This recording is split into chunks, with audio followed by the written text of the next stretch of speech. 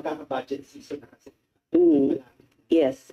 Of course, considering yung medyo not so good relations na nga with the House and with the Congress, what if lang naman, ma'am? What if lang na halimbawa House or Senate or the BICAM decides to slash the budget yung 900 million to, halimbawa bawasan na ng 200 million ulit.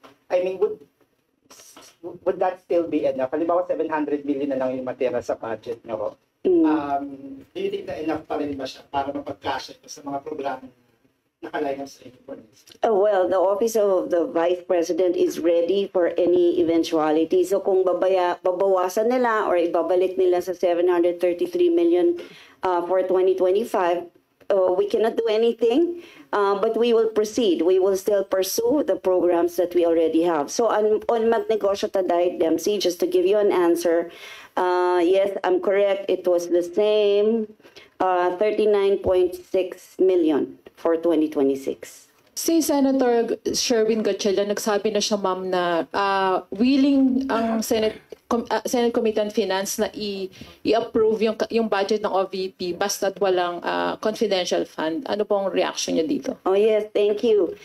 Well, so that means the budget of 903 million is already approved kasi wala po talagang confidential funds na nakalagay doon. So thank you, Senator Win. Hindi na mababawasan yung 903 million budget ng Office of the Vice President.